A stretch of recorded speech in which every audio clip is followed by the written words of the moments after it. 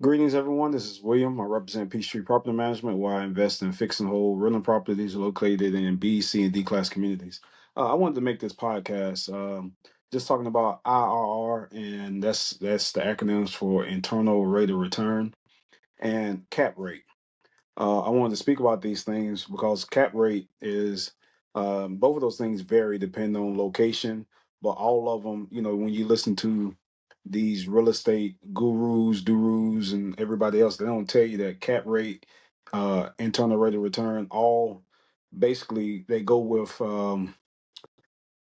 anything that's not a single family home. So if you're doing single family home, and even sometimes the smaller duplexes, the smaller multifamily like a duplex, it may not necessarily qualify or call for you to do those cap rates. It's just use the basic math with those, but you use cap rates when you're talking about investing and determining how much money you want to make back or percent of the money you want to make back on what you had to spend, what it's going to bring in. You're going to do rent rolls and stuff like that, but those are bigger multi-units. IRR, you can use those for multifamily and commercial. But for single family, what I deal with, um, I'm just going to basically tell the story of what to look out for, the money that I won't say that you should be making, but um, how to determine if you're gonna how quickly you're gonna make your money back. I deal with low income rental properties, but I produce, I make quality rentals. And I want to apologize to everyone. I was posting on like TikTok, so other social media, Instagram, Facebook. I was putting a link to Riverside. So I usually make my podcast. I create it on Riverside, and then I transpose it. I save it, or however, and then I put it on the Spotify. And Spotify, I guess, distributes it and wherever it wants it to go. But basically what I look to do is I fix my properties up. I buy the property, um, and I try to buy at the right price.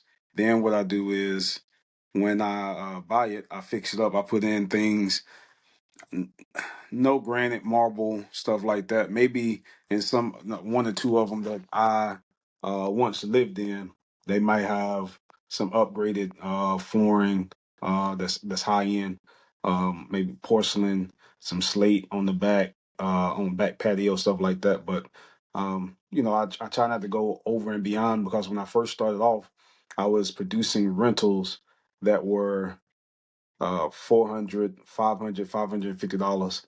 I still have people that's still in there. I'm still in some of my rentals that I pay. I mean, that are paying me $500. A month. Yeah, 500. No, I don't think I have any more 450s.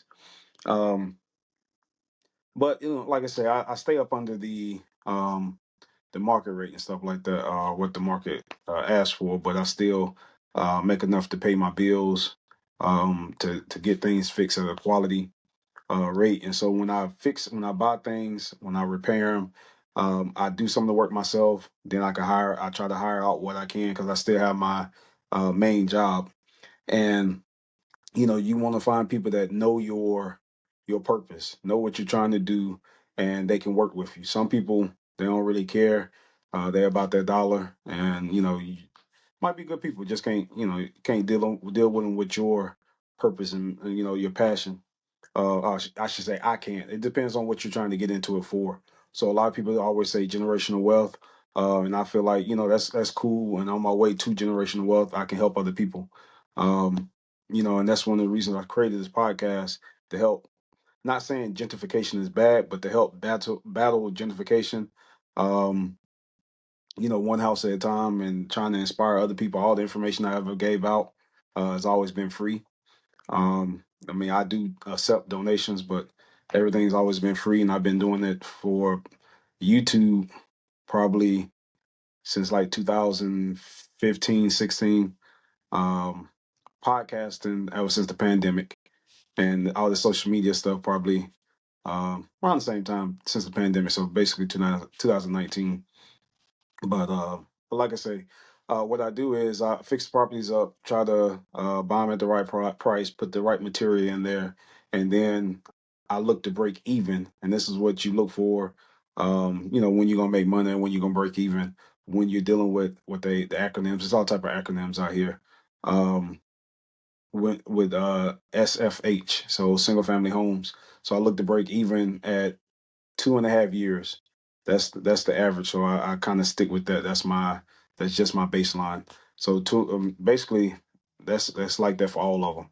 2.5 years, some no later, but typically 2.5 to 2 years. Um, so like I said, I mean, yeah, people don't realize how much money you have to spend out. I don't want to sugarcoat it, but how much money you have to spend out before you even get a return or you before you break even. And some people, sometimes not for everybody, it can be somewhat scary, but like I say, I'm here to help people not fall in these these pitfalls and not fall in the ditches. And if you fall, how to climb your way back out of it. Sometimes I was just listening to these guys talk, and they was talking about how with cash flow. A lot of times we think about cash flow, and cash flow has changed throughout the years. In the 70s, 80s, probably in the 90s, making $180 off of these properties every month after you paid all your bills was great. Nowadays, it's a little harder to do that. Um, and so, some of these, some you got to pick and choose who you want to listen to. You can listen to a lot of people just like myself, and you could take some things. You don't have to take everything they say, but take some things from it and apply it to your circumstances. Um, but just listening to these guys talk about cash flow, and is cash flow real? Is it fake? And you got to also evaluate it. With this is all right. So you making $100, $180 a month. What if something breaks? So you say you make $3,000. I don't know. Say you make $1,000, $3,000 a year. How much is it going to cost for a repair? Are you going to be able to find dependable people to help fix it? And is it something? Are you going to be? I tell people to try to buy things that's in your location. So you want to make sure that when you buy something, if you, especially when you first starting off, it's somewhere close to you, somewhere where you don't mind traveling to, or you can easily get to. So if something needs to be fixed, say it's a toilet, the toilet's loose. You don't have to hire somebody to go out there to fix a toilet, $100, $150, $200, when maybe it may cost you $35 in gas. Go there, maybe a $8 to $10 piece, tighten it down, head on back home. All right. So you're talking about anywhere from $42 to $45, whatever it may be. And maybe, I don't know, maybe 2 hours worth of your time instead of paying someone close to $200. So little things like that, especially when you start getting more and more rentals, or, you have go from one bathroom places, two bathroom places, maybe some, like I say, start putting in three bathrooms, three beds. So, the more heads you can get into a house, the more problems. So you got to think like, is the cash flow real? Is it, how quickly can you multiply your properties? Because like I said, I always preach or always put emphasis on don't try to get rich off one, uh, you know, multiple properties. So how long is it going to take you to buy your next one? The market has changed. The market went from, you can still find them, it's just a little harder. $1,000 property, $5,000 property, $6,000 properties. And now, I say 30,000 to 50,000 dollar properties are going to be dilapidated, just like the $1,000 properties were. But now you're spending 48 to 49 more thousand, and it's hard to get loans from banks and other some people if the property is less than $50,000 a unit, or $50,000 less than 50,000 for the house. And they're gonna ask you the ARV and stuff like that at the repair value. So I mean, those, like I say, dealing with real estate, just fresh yourself up with some of the um make yourself familiar with some of the acronyms that you're going to be seeing. But some of the things that you run into, especially that can hurt you when you first starting off. So I had a guy, um, you know, probably like 2017, 2018. He was driving around. He saw an apartment building renovating. So these people are renovating an apartment building. This, a lot of units. And so I guess he went to talk to the guy, and the guy gave him a price. I think I'm not sure if it was he told me a different price than what the guy gave him. But again, I'm putting trust. You know, you just got to trust people, and sometimes that is hard. So I'm putting trust in him, and he's a small company just like myself. And so he told me what I think it was a refrigerator and stove, and he said it's a the mini version, so they wasn't like real big. So um, I think he told me it was $220. I don't think it was a microwave with it, so it was $220. And I guess because I was out of town, I lived at that time. I moved. I lived farther away, and so I told him to get. I gave him some money. I gave him money for it. I don't know if I cash apped him. Um, what is that? Western Union and or however I send them the money, PayPal, whatever. I was, paying people, and the digital stuff does work. Um, it's a lot better than risking your life, or wasting your time trying to go to these properties and pick up rent. And then these people are short with the rent. They rent $500. They pay you 400. They pay you 350. Or you got to sit there and wait on them to come back from the bank. Or you told me you'd be there in an hour, and you done waited now 45 minutes to an hour and stuff like that. But that's a side note. Um, so I guess he didn't think I was gonna go to the property. So he called me, told me he put the stove and the refrigerator in the house. Maybe a day or two later, I went over there to check on it. Could have been the next day, and I noticed. I was like, I went to the house just to see what he was doing. He wasn't there, but I was just seeing, the progress, and I saw the refrigerator, but I didn't see the stove. And so I called him, and he had some type of story. He was like, "Oh, let me call you back." And turned to find out, like 1 or 2 days later, I found out that his house caught on fire, and it was because of the stove. And so he took the stove without telling me and put it at his house. So like I say, trying to save money, and then you have some people, like I said, they not open with you. I mean, I probably would have gave him the stove or just bought another stove from the place. Cause would have sent him over there. But then when you steal, it's like now I can't even trust you. Um, so you got to watch the people. And then another incident, the guy he found me 19 windows at a big box store.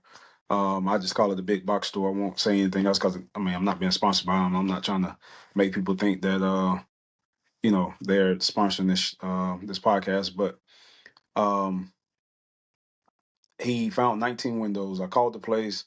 They said yeah, so I paid instead of paying him, I paid the you live and you learn.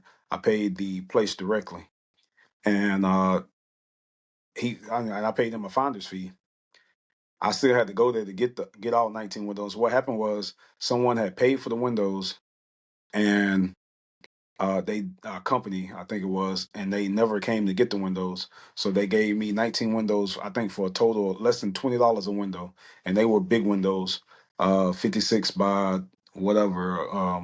They were they were normal size windows, and some of them were smaller. But like saying all was like 19 windows. So I got them loaded up on the pallet, put them on the trailer. Went to my parents' house, dropped them off, or kept them there. Then the next night I went to go take them to the house. I should have took them apart and then laid certain ones that I wasn't going to take. Should have kept them at my parents' house, but I kept the whole pallet because, like I said, they were stacked up differently. They wasn't so determining which one was going to go where, stuff like that in the house. So I just left them all on there in the pallet, or on the pallet. And so maybe, like I say, 2 3 days later went by. I went to go check, make sure they were being installed, and he installed them, took them back to my parents' house, stacked them up. I was going to put them somewhere, so I took them off the pallets. And when I started counting them, I was like, hold up, I think it was 9 windows they put over there, but I didn't have 10 windows left. So what happened was, like I say, out of sight, out of mind. Not, you know, you're not watching these guys. They gonna do whatever. He decided. He told me, at the again another sob story or whatever story he was telling me. He said his mom had two broken windows at her house, and so he took two of the windows and installed them at his mama's house. And I'm like, you could have told me. Again, I probably would have gave him the windows, but I didn't feel like I owed him or something. Like I paid him what he asked for finding them. It's not like, and I think what it was, he didn't really find them. Like I think my dad took him to go get some supplies, And so, it ain't like it was his time, wasn't like it was his gas, but he found them, talked to the people for me. It's something that I wouldn't have done because I wouldn't have seen it. Something my dad wouldn't have done because, he wasn't really paying attention. He was just going to get supplies. And so, I told him I appreciate it. But like I say, these things can be a big hit when you're trying to produce or, supply the community with affordable houses. Um, what's another story? Uh, there's, quite a few. Let me see. No, the other guy, Eric, he always came and he would say, just put, like I say, this was early on. This is probably like 2015. He was hammering on stuff. I was calling him, see where he's at. I didn't even tell him I was at the house. And, he was like, oh, yeah, we here working, him and his crew, blah, blah, blah. I guess he told him in the background to get louder. They could have been working, but they wasn't working at my house because I was sitting on the porch. And so that's when I was like, look, I got to cut ties with you because it was like the second time he did it. And so, I kept him around because he was affordable. Um, and then there was another same house. I ran through maybe three or four contractors with this one house. Um, so like I said, it took me a while because it was on the demo list. The house, it was only the front of the house. It was no back. So I had basically everything had to be built from scratch. It was homeless people and a dog living in there, so I had to get them out. Um, and let me see what else. I forget his name. I think his name was Jack, and his wife was Jill. 'Cause I think I remember calling him Jack and Jill. So he started working on the property, doing some things, and he homeschooled his kids. So that she was trying to come there to help them and then teach the kids and all this. It's my small little mom and pop business. I found him actually through this developer from Virginia that builds apartment buildings and stuff like that. That's where they gave me the okay. So a lot of these people, like I say, they can check out. Even the tenants, they can check out, but they can turn bad. That's what people do. So he was working, and all of a sudden he started disappearing. And come to find out, he went to the coast because the hurricane happened, and he was over there stealing people's money and starting jobs, not finishing, and stuff like that. So he didn't pan out. So that's two contractors with that one. And then this other guy, like I say, he was the third one. He had a crew. He again references and everything, and he do work, then they were good at doing work and then not doing it properly and have to come back and redo it, but then wanting to get paid for coming back and redoing it. Um, just a crazy situation. But like I say, these are the hurdles and these are things I went through. So sometimes, it's nothing wrong. A lot of people, especially when I first started off, probably I say 2000, I started 2010, 2011. So I say 2011, 2012. Some people, these contractors, oh, you don't have to be here. They ain't feel comfortable with me watching them do the work and somewhat helping out. But I'm like, it's all hands on deck. Time is money, trying to get it done. And I try to be a little bit more hands off. Because, like I say, with most of these houses, I start off working on it myself.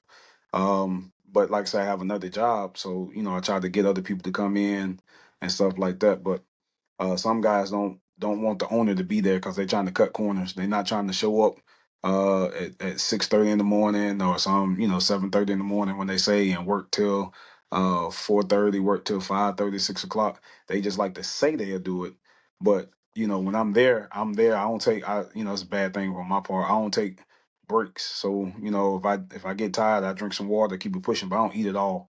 I don't eat until I get done. I don't eat breakfast, lunch, whatever. I keep it pushing, but I'm not saying they have to do that. But these guys will swear them down. They're working, and not that they taking breaks, need to rest. They not there. They leave for the day. They may leave by 1 o'clock. They leave by 12:30. They might leave. They might come at 10 and gone by 2. Um, and like I say, it's not a certain particular race of people, or this is just people. So these are some of the things you hear about. The IRR cap rate, and stuff like that. And this stuff sounds important, but the most important thing is knowing where when you want to when you want to break even, when you want to make your money back. The supplies you buying, make sure that they are not going to be on back order. So some of these people, they try to order special orders and stuff like that. Get what's there. You might look around for some things, but keep it pushing. Don't do nothing crazy. Um, And what else? I got the text and it threw me off. But like I say, just doing all these things, don't really pay attention to what the gurus are doing because some of them are upside down. A lot of the property I owe um on one property out of, I don't know, out of 11. And I mean, besides taxes and stuff like that, but I have a loan on one property, and I think it may be 27,000, to be honest with you. Um, so it's not, nothing crazy, but out of all the properties, that's what. So everything else is free and clear. Um, so I mean, it can be done. It's a lot harder now, but it's something that can be done.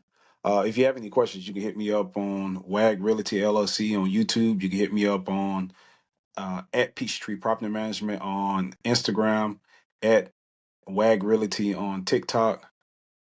You can reach me on what's that on Spotify or Anchor.fm. You can comment. I'll try to comment back. I try to do things battling gentrification on Facebook. So I try to do things and make myself approachable and reachable by people. And hopefully this is my first time going live on what is this called, on Riverside or River Podcast. I do my podcast here and then I post it somewhere else. So hopefully this works. But if, like I said, if you have any questions, just hit me up. I don't mind answering them. Trying to help out, be my brother's keeper, help out other people. Until next time. Oh, and also maybe y'all can tag HGTV. They got rid of Nicole. And I think they're getting rid of all her shows. So maybe you can help me grow, or help me go to HGTV, and we can spread all the more affordable houses throughout the state of where I'm at, or in the other states on the East Coast, Midwest, up north, down south, whatever it may be. So, all right, until next time, I appreciate you. Take care.